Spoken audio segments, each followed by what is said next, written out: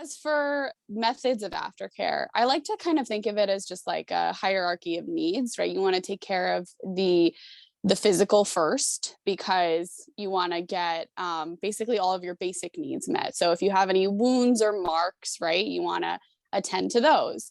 So you want to clean those up, get ice, whatever the case may be with that, or any pain for any reason. Then you want to get food or water. You want to rehydrate, you want to eat, you want to kind of just like refuel your body or just make sure you're feeling okay. Because you can't feel normal if you're dehydrated and hungry, right? That's like one of the main things you want to get to first. And then things like blankets or extra layers of clothing, making sure um, you're feeling safe and you're feeling warm and you're feeling like your body temperature is getting back to more normal. Because sometimes we can have dysregulated body temperatures when we're playing or we're having an intense experience.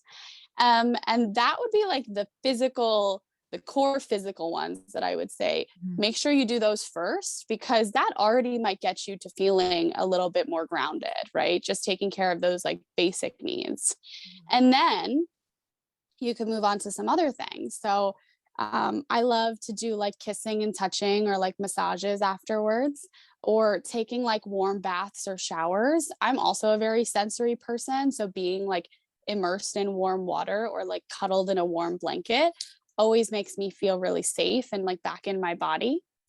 And then when we can take away from not take away, but we can move from the physical to more like mental and emotional. And this, of course, will depend on what kind of relationship you have with this person. So words of affirmation, right? You did a great job. That was so awesome. I loved when you did that.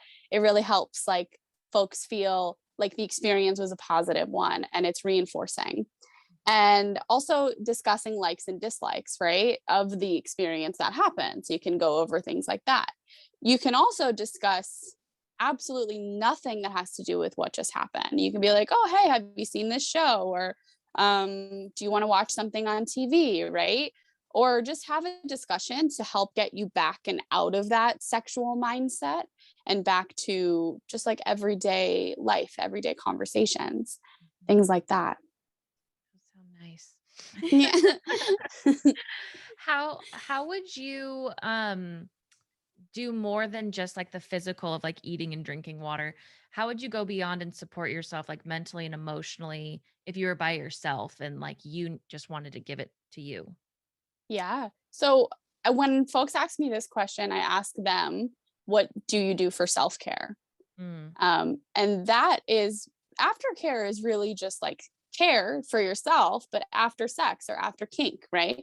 Mhm. Um, so I would say, what do you do for self care? Do you journal? Do you take baths? Do you do face masks? Do you drink tea? Do you watch your favorite show and turn your brain off for a couple of hours? And what are those things that you do to take care of yourself? If you don't know what you do to take care of yourself, that's a great place to start figuring out what your aftercare needs are. Because then you can communicate that to your partner and be like, hey, so I love taking baths. And maybe they can be like, oh, great, we'll take a bath together after sex or something like that.